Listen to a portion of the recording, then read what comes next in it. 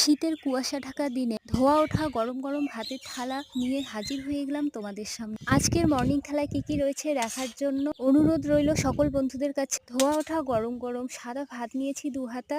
Egg অমলেটের মধ্যে রয়েছে কাঁচা লঙ্কা, পেঁয়াজ, ধনেপাতা কুচি দিয়ে গরম গরম ভাতের সঙ্গে এই চাপলা মাছ ভাজা, সাথে একটা কাঁচা লঙ্কা হলে এক থালা ভাত নিমেষেই শেষ হয়ে যায়। আমার ছোট মাছের মধ্যে এই মাছটা খুব ভালো লাগে খেতে, তাই আমি ভাজাটাও নিয়েছি। আলু, বাঁধাকপি, চাপলা মাছ দিয়ে মাখা মাখা ঝোল করেছি। তোমাদের কার কার এই চাপলা মাছ খেতে ভালো লাগে অবশ্যই কমেন্ট করে জানাবে।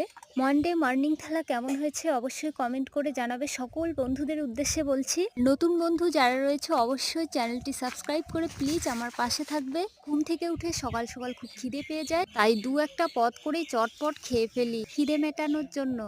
আর এটাই তোমাদের সঙ্গে শেয়ার করি। জানি না তোমাদের কেমন লাগে, আমার তো খুব ভালো লাগে তোমাদের সঙ্গে শেয়ার করে খেতে। আজ এ পর্যন্ত।